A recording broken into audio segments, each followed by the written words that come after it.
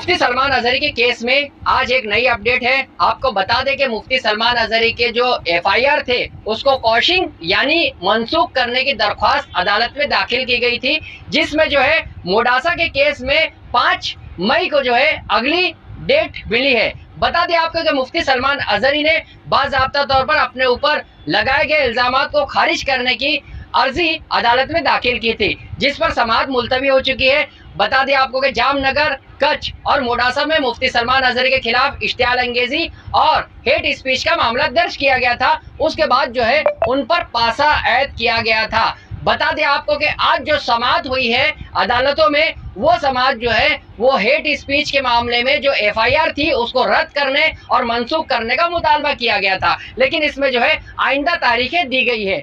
जिस तरीके से बताया जाता है कि ये मामला जो है पासा एक्ट के खिलाफ था, यानी पासा एक्ट को खत्म करने के लिए अर्जी दाखिल की गई थी, लेकिन ये अर्जी जो है सिर्फ और सिर्फ एफआईआर मनसूख करने के लिए दाखिल की गई थी, जबकि पासा के मामले में समाअत अब जो है जारी है। जिस तरीके से बता दें कि पासा बोर्ड ने जो है अर्जी खारिज कर दी है और पासा बरकरार रखा है, इसीलिए जो है मुफ्ती सलमान अजहरी हाई कोर्ट का रुख करते हैं। बता दें आपको कि जिस तरीके से कानूनी टीम है उनकी, वो ये बताती है कि किस तरीके से यानी उन पर जो है पासा लगाया गया, वो उसको गैर कानूनी करार देकर चैलेंज कर रही है। लेकिन जिस तरीके से यह बताया जा रहा है कि ये अर्जी जो है पासा के मामले में थी, लेकिन आपको यह वाज़ेह कर दे कि ये अर्जी जो है केस खत्म करने को लेकर यानी जो एफआईआर बनी थी उसको मनसूख करने के मामले में दाखिल की गई थी, जिस पर आइंदा तारीखें दी गई है। मोडासा के केस में 5 अप्रैल दी गई है, जबकि जामनगर के केस में जो है 28 अप्रैल दी गई है तारीख, और मोडासा के केस में 5 मई को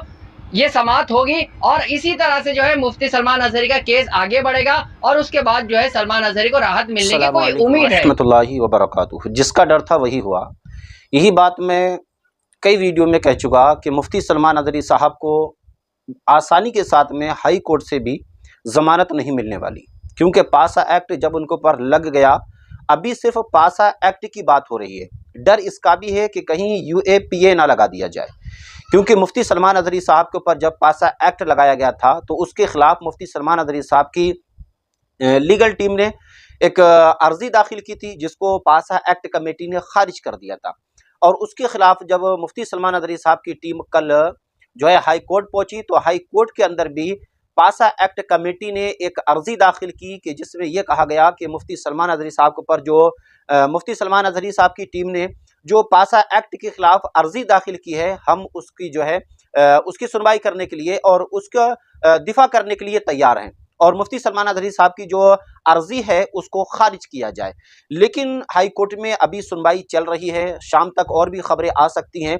लेकिन अब जूनागढ़ का जो मसला था वहां पर तो मुफ्ती सलमान अजहरी साहब को 5 मई की तारीख मिली है, और जो कच्छ का मोडासा का मसला था उसमें मुफ्ती सलमान अजहरी साहब को 28 अप्रैल मिली है। यानी कि ये तारीखें दिन ब दिन बढ़ती चली जा रही हैं। जिस तरीके से इलेक्शन आगे बढ़ते चले जा रहे हैं, उसी तरीके से ये तारीखें भी बढ़ती चली जा रही हैं। और सिर्फ अभी तो पासा एक्ट का मसला है, अभी जो 3 जगह मुफ्ती सलमान अजहरी साहब के ऊपर एफआईआर हुई थी और तीनों जगह से जहां से उनको जमानत मिल गई थी, उन तमाम केसों को खत्म करने के लिए भी मुफ्ती सलमान अजहरी साहब की लीगल टीम ने हाई कोर्ट गुजरात के अंदर अर्जी दाखिल की है, पिटीशन दाखिल की है। उसके ऊपर सुनवाई हो रही है कि जिसमें अलग अलग जगहों से अलग अलग वकला की टीम ने जो अर्जियां दाखिल की हैं उनकी अलग अलग सुनवाई हो रही है, और हर जगह की अलग अलग एक डेट दी जा रही है। इससे आप अंदाजा लगा लें कि जब जूनागढ़ के लिए 5 मई मिली है और मोडासा के लिए 28 अप्रैल मिली है, तो अभी कच्छ बाकी है और ऊपर से फिर पासा एक्ट बाकी है, यानी कि 4 दिफाएं, और मुफ्ती सलमान अजहरी साहब को 4 जगह का सामना करना पड़ेगा। अभी शाम तक और भी सारी खबरें आने वाली हैं, क्योंकि अभी पासा एक्ट के ऊपर सुनवाई होना बाकी है। तो इंतजार कीजिए, जैसे जैसे खबर आप तक पहुंचती रहेगी हम आप तक पहुंचाते रहेंगे। दुआ कीजिए कि मुफ्ती सलमान अजहरी साहब के ऊपर जो पासा एक्ट लगाया गया है उसको गुजरात का हाई कोर्ट हटा दे और मुफ्ती सलमान अजहरी साहब को राहत मिल जाए। अस्सलामु अलैकुम व रहमतुल्लाहि व बरकातुहू।